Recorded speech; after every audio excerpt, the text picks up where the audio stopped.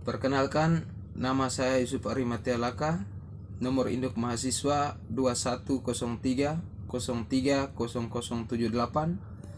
Prodi Sosiologi, semester 2, Universitas Nusa Cendana Kupang. Pada kali ini saya akan membahas materi mengenai kala mahasiswa, kala media sosial.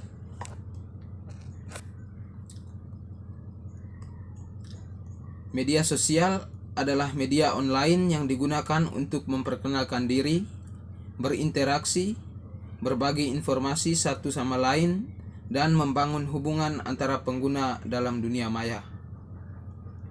Fungsi dari media sosial selain sebagai media komunikasi, juga merupakan media yang memudahkan mendapatkan informasi serta menyebarkan informasi. Media sosial pun berfungsi untuk hiburan. Dalam konteks mahasiswa, keberadaan media sosial bisa menjadi peluang sekaligus tantangan bagi pribadi mereka. Untuk menggunakan media sosial, mahasiswa perlu belajar lebih dahulu cara menggunakannya, terutama menggunakan media sosial di saat proses kuliah sedang berlangsung, memerlukan pembelajaran atau pemahaman tentang situasi dan kondisi, serta sifat maupun sikap seorang dosen yang sedang mengajar. Sesuai pengamatan saya, kebanyakan mahasiswa perilaku saat sedang belajar, mereka mengambil tempat duduk paling belakang, bagian pojok. Adapun yang mengambil tempat di tengah-tengah, karena kedua pilihan tersebut merupakan tempat paling strategis bagi mereka untuk membuka handphone lalu memainkan media sosial. Tindakan-tindakan demikian tidak hanya disebabkan oleh banyaknya jumlah mahasiswa saat belajar, akan tetapi dosen yang mengajar pula. Ketika sikap dan cara mengajar seorang dosen tidak tegas dan tidak menguasai ruangan, maka perilaku-perilaku mahasiswa menggunakan media sosial saat proses belajar mengajar akan terus tumbuh subur dan menular kepada mahasiswa lainnya.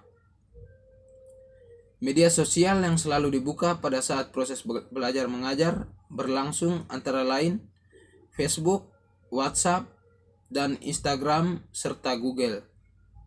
Jadi ketika dosen sedang menjelaskan atau menceritakan panjang lebar di depan kelas, mereka hanya sibuk settingan, melihat status pengguna akun lainnya, bahkan menonton video-video lucu. Hal ini membuat mereka tidak mengetahui mata kuliah yang sedang berlangsung karena tidak memperhatikan, bahkan tidak ada catatan. Sehingga proses belajar mahasiswa terganggu karena selama proses belajar mengajar berlangsung, mereka hanya sibuk bermain media sosial. Apalagi ketika dosen yang mengajar tidak pernah berjalan ke belakang, hanya berada di depan kelas. Namun ada dosen yang cara mengajarnya mengelilingi kelas.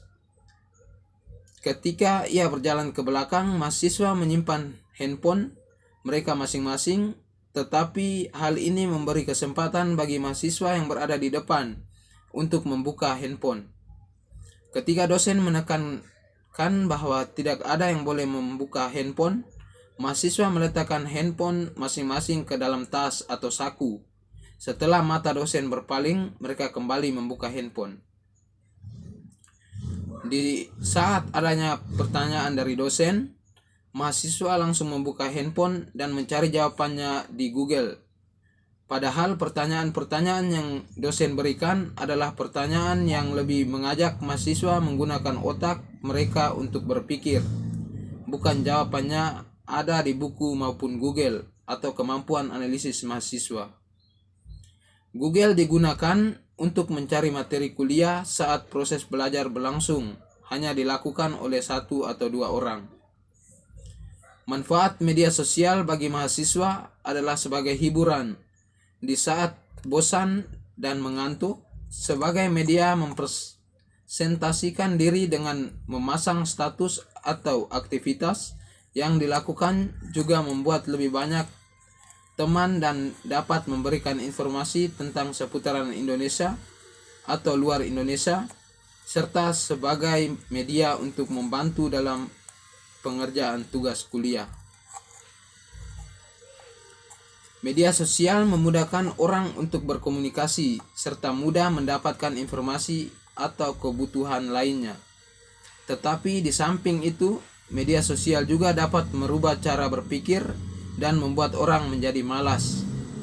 Media sosial mempunyai efek yang positif maupun negatif. Semua itu kembali kepada pribadi, bagaimana seorang dapat menyikapi perkembangan media saat ini dan tahu memposisikan fungsi dari media sosial serta sesuai kondisi serta aturan yang ada, terutama mahasiswa, karena seorang ketika telah dikatakan mahasiswa berarti sudah di atas siswa.